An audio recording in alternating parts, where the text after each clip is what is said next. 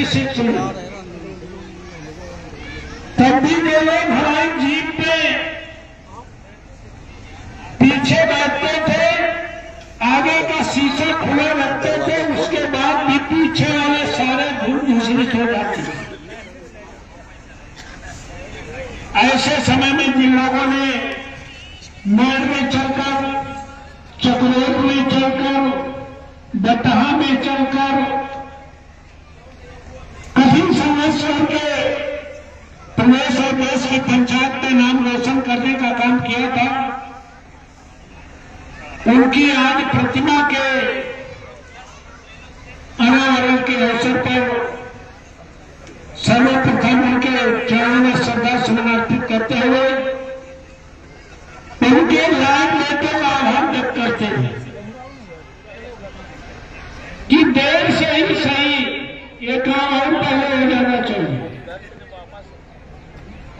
देर से ही सही, लेकिन उन्होंने प्रतिमा लगाकर जिस तरह से हमारे जैसे लोगों को, क्षेत्र के लोगों का जिनका सहयोग समर्थन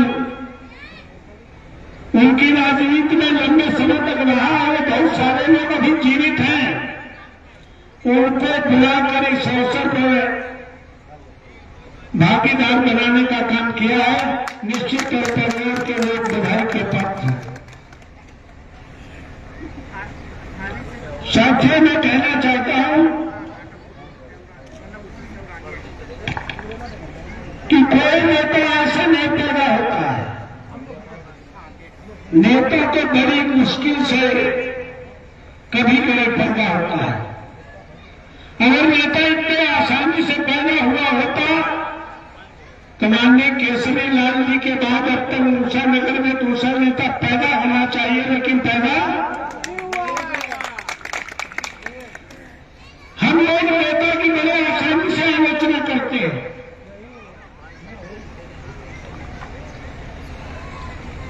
आलोचना करना आसान है,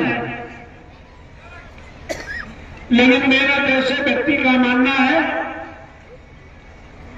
कि माननीय केसरी लाल जी नेता थे और कोई नेता किसी नेता की कभी आलोचना नहीं कर सकता।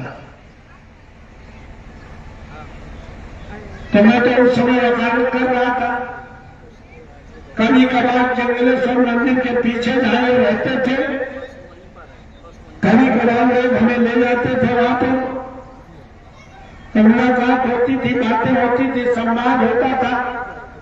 और राजनीति में आने से पहले माननीय केसरी लाल जी से उस समय जनता में था, सपा नहीं थी, तो हमने माननीय केसरी लाल जी से के पास गए और मैंने कहा, सांसद जी मैं भी राजनीति में आना चाहता हूं। मैंने कहा मैं भी राजनीति में आना चाहता हूं, लेकिन नेताजी हमसे पूछिए क्यों आना चाहते हो। तो माननीय सांसद जी ने कहा, भाई क्यों आना चाहते हैं पाल साहब। तो मैंने कहा मैं उस रास्ते की तलाश में हूं, उस रागर की तलाश में हूं जिस रास्ते पे चलकर करोड़ों लोगों के लिए कुछ किया जा सके। ये हमारा पहला उद्देश्य है।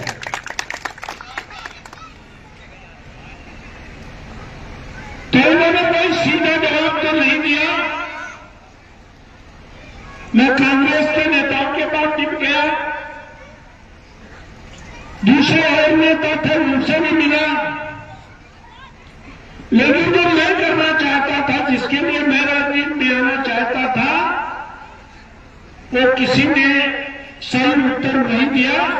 तो मैं अपने आप बिना मोटिवेशन के बहुजन समाज पार्टी में मानव कांशीनाथ साहब के उस विचारधारा को लेकर, उस आंदोलन को लेकर उसमें शामिल होने का काम किया।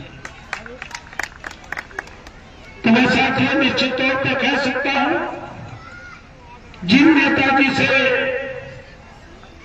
हमने राजनीति में आने से पहले मार्गदर्शन लिया था, उन्होंने जो मार्गदर्शन दिया था, हम लोग उद्देश्य में राजनीति में गए थे, ये मूसानगर के लोग यहाँ जानते हैं। मैं जब से राजनीति में हूं, MP MLA नहीं था तब भी मूसानगर आता था, और मूसानगर से और फतेहपुर वालों से हमारा चोली दामन का साथ 90-91 से है। और हमने जिन करोड़ों के लिए जिंदगी जीने का उद्देश्य लेकर राजनीति में कूदे थे, हमने पूरे सार्वजनिक जीवन में कभी आने वाले का नाम, जात, दल, धर्म नहीं पूछा। हम आने वाले का केवल काम पूछते हैं। सार्वजनिक जीवन में लोगों को जात, दल, धर्म, क्षेत्र लगाते हैं, लेकिन हमारे इस कंप्यूटर में गड़बड़ है। मैं सारे भाई, सारे इंसान में लगाते हैं। 25-30 साल की राजनीति में मेरे MP MLA रहते, कोई करोड़पति, अरबपति, लखपति हम पर भरोसा करता है कि नहीं करता मैं नहीं जानता, लेकिन हमने 25-30 सालों में समाज के उस आखिरी व्यक्ति को भरोसा पैदा कराने में कामयाबी हासिल की है, जिसके पैरों में चप्पल ना हो, शरीर में कपड़ा ना हो, पेट में भोजन ना हो, हमारे पास आने तक के पैसे ना हो, अपनी समस्या कहने के शब्द ना हो। वो 150 किलोमीटर की सराउंडिंग में 1 करोड़ की आबादी वाले कानपुर नगर देहात में समाज की आखिरी पंक्ति में खड़ा आदमी भरोसा करता है कि अभी राजनापाल को टेलीफोन करेंगे, मदद हो जाएगी, अभी चले जाएंगे, मदद हो जाएगी। ये भरोसा समाज के उस अंतिम व्यक्ति को हमारे शरीर की अंतिम सांस तक कायम रहेगा। हमने इस